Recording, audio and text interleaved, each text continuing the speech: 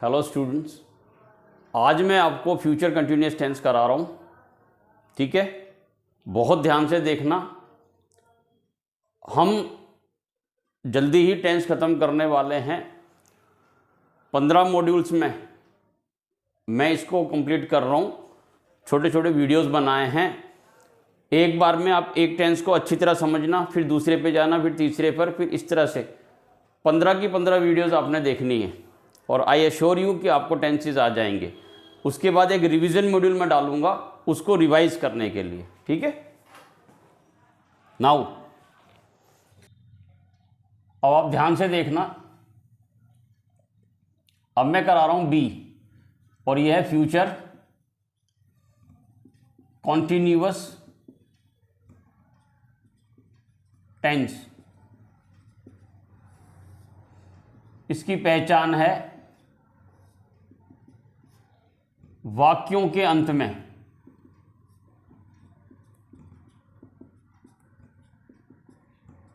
रहा होगा, रही होगी, रहे होंगे। कॉन्टिन्यूटी है इसमें फ्यूचर में। और इसकी हेल्पिंग वर्ब होगी shall be and will be. Shall be I और वी के साथ आएगा, ये तो आप समझ जाओ। ठीक है, शैल जैसी आएगा, आई और वी आना है जहां तक टेंस की बात है। ही will B, she will be, it will be, you will be, they will be, plus में कोई भी सिंगुलर, प्लस में कोई भी प्लूरल। तो ये बहुत ही क्लियर है कि विल आई और वी को छोड़कर, यानी कि आई और वी के साथ शैल आना है, बाकी सबके साथ विल आना है, चाहे वो सिंगुलर है या प्लूरल है। और मैंने आपको ये पहले ही बता रखा है कि कोई भी रहा वाला वर्ड आ गया जिसमें रहा, रही, रहे होगा तो उसमें आईएनजी लगना ही है। Now affirmative sentences.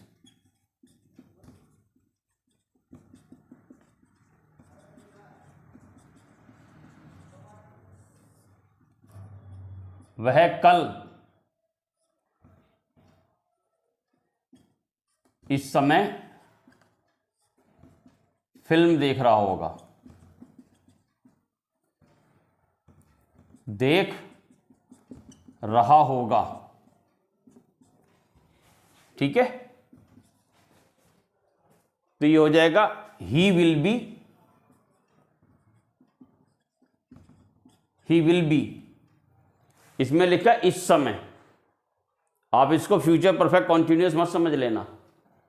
ठीक है ना, इसका मतलब है कल इस समय। फ्यूचर तभी तो हुआ, कल इस समय फिल्म देख रहा होगा। ही विल बी वॉचिंग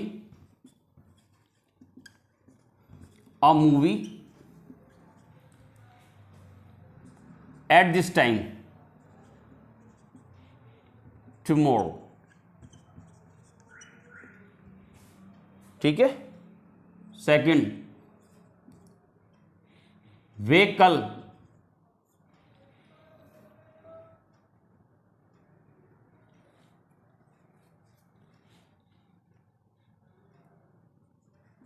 कल सुबह।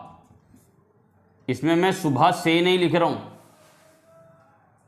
तो वो तो फिर फ्यूचर परफेक्ट कॉन्टिन्यूअस हो जाएगा। वे कल सुबह पौधों की छटाई कर रहे होंगे। छटाई आप समझते हो, कर रहे होंगे।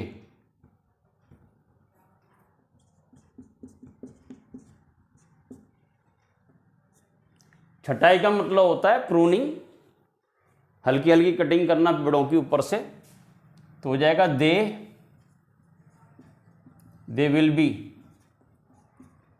pruning the plants. They will be pruning the plants in the morning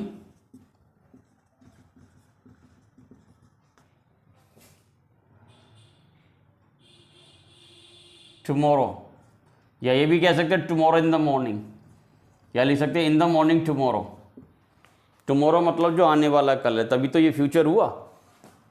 now negative sentences,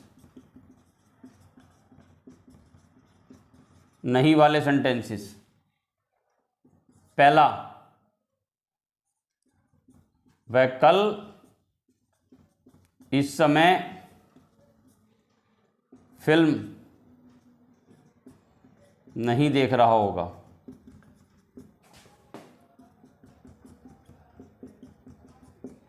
He will not be watching a movie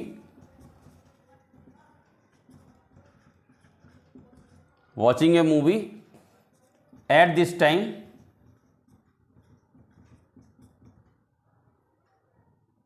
इसमें टाइम नहीं लिखा, टाइम लिख देता हूं मैं, एट दिस टाइम।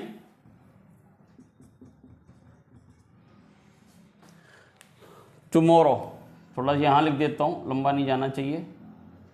टुमारो, ठीक है, ये डबल आर है। सेकंड, तो ये हो गया he will not be watching a movie at this time tomorrow. वे कल सुबह,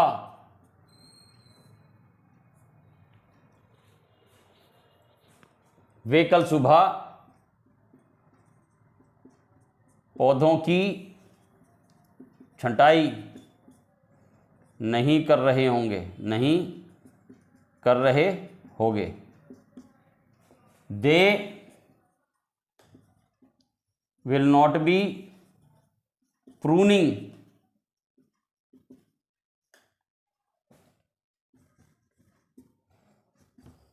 the plants in the morning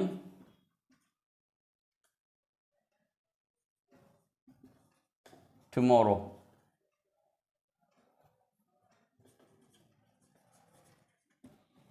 ठीक है, तो ये नेगेटिव हो गया। नाउ मैं ऐसी जगह बना रहा हूं, ये ऐसे ठीक नहीं है, तो हम एक काम करते हैं,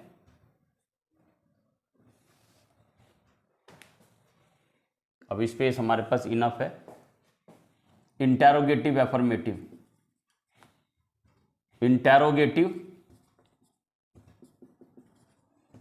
affirmative sentences.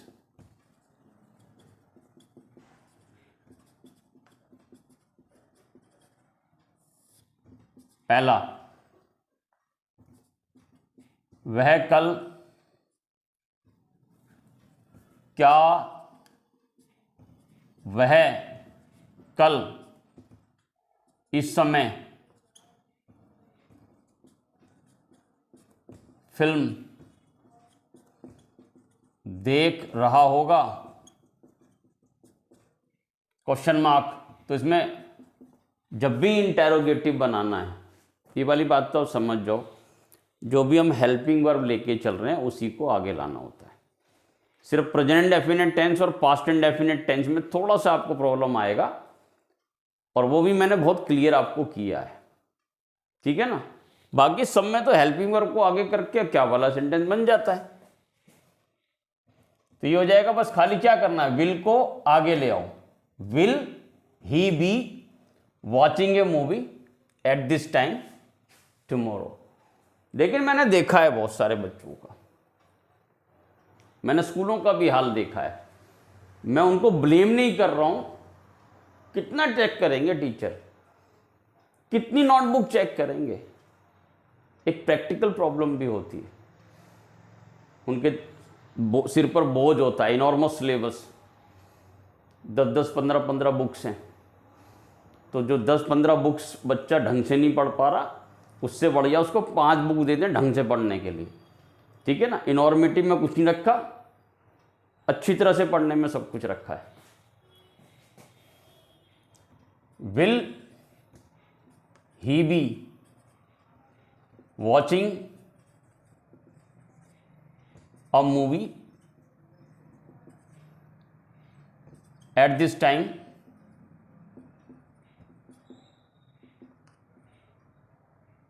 He will be watching a movie at this time tomorrow. तो will he be watching a movie at this time tomorrow, क्या वो इस समय फिल्म देख रहा होगा। सेकंड, क्या वे कल सुबह पौधों की छटाई कर रहे होंगे। पौधों की छटाई कर रहे होंगे,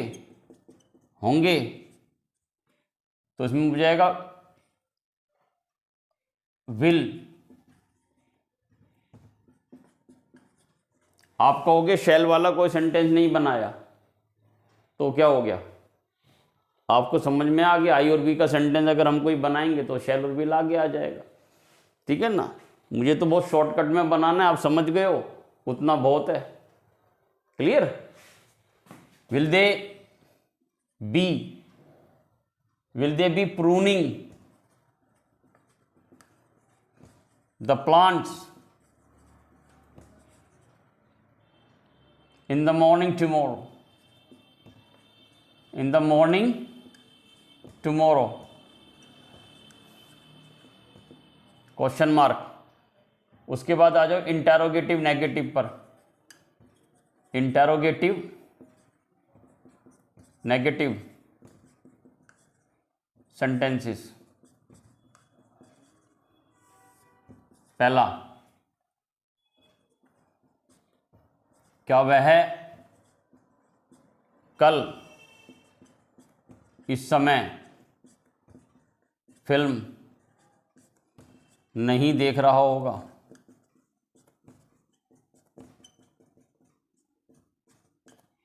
तो इसमें हो जाएगा will he not be watching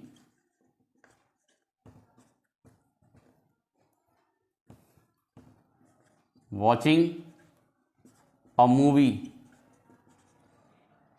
at this time tomorrow।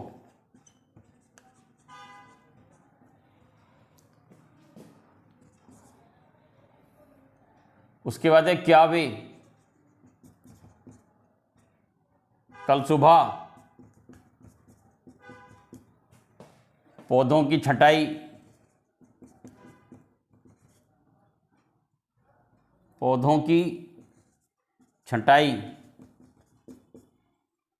नहीं कर रहे होंगे। Question mark. हिंदी इंग्लिश दोनों में क्वेश्चन मार्क आना है, ठीक है ना। बहुत प्रेसाइज हो जाओ। फुल स्टॉप कहाँ लगाना है। अब देखो ये हिंदी का फुल स्टॉप है, ये इंग्लिश का क्या होता है, डॉट, ठीक है, यहाँ लगा हुआ है। तो हिंदी का फुल स्टॉप ये है, इंग्लिश का ये है। नेगेटिव में हिंदी में वो एक डंडा सा लगाते हैं, वो फुल स्टॉप है। इंग्लिश में डॉट। नेगेटिव में इसमें ये रहेगा, और बाकी इन दोनों में क्वेश्चन मार्क आना है। ये भी क्लियर करो। सुंदर लिखो, ऐसा मत लिखो कि सामने वाला ना समझ पाए। आपकी राइटिंग अपने आप अच्छी हो जाएगी जब आप ये देखोगे कि सामने वाले को वो समझ में आ रहा है या नहीं आ रहा। कई बार मुझे भी लगता है कि मेरा कोई अक्षर समझ में नहीं आ रहा, तो मैं उसको मिटा के लिख देता हूँ, ठीक है। तो मैं आपसे लेकिन ज़रूर चाहता हूँ कि आप ऐसा लिखो कि जो पढ़े उसको पढ़ना आ जाए। मैंने तो ऐसे भी बच्चे देखे हैं जो अपना ही लिखा हुआ नहीं पढ़ पाते। तो ऐसे महान बच्चों का क्या होगा, आप भी बहुत महान है, समझ सकते हैं। क्या वे कल सुबह पौधों की छटाई कर रहे होंगे। Will they B pruning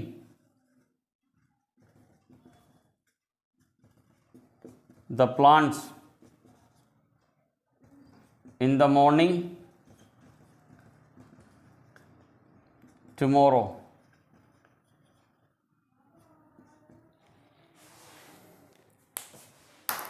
this is all about. बहुत ध्यान से, बहुत प्रेसाइजली देखो। होता है क्या है, टीचर का काम है पढ़ाना समझाना, 10 बार पूछोगे 10 बार बताएगा। लेकिन ये जो डिजी लॉकर आपने बनाना ना, दिमाग में जो आपको इसको भरना है और उसको व्यवस्थित करना है, या तो इसको सीख सीख के दिमाग में ढेर लगा दो या व्यवस्थित करके लगा लो। व्यवस्थित करके लगाओगे तो ईजिली आपको रिमाइंड होगा। पहले इसको माइंड में डालना है, उसके बाद रिमाइंड होगा। याद रखना, हमें वही चीज़ें याद आती हैं, वही चीज़ें हम रिमाइंड कर सकते हैं जिसको कभी हमने माइंड में डाला है। रिमाइंडिंग उल्टा प्रोसेस है, पहले आप फीड करो माइंड को, फिर माइंड से आप रिजल्ट निकालो। इनपुट देन आउटपुट, ठीक है। No input no output. कई ऐसे महान बच्चे मुझे मिले हैं जो कहते हैं सर मैं सोच सोच कर किसी भी चीज़ का आंसर दे सकता हूँ। तो मैं भी सोच रहा हूँ ऐसा कैसे पॉसिबल। आप भी सोचिए क्या ये पॉसिबल है? जो चीज़ माइंड में कभी आई ही नहीं उसको वो रिमाइंड करने की बात सोच रहा है, तो क्या वो डीएनए से निकालेगा?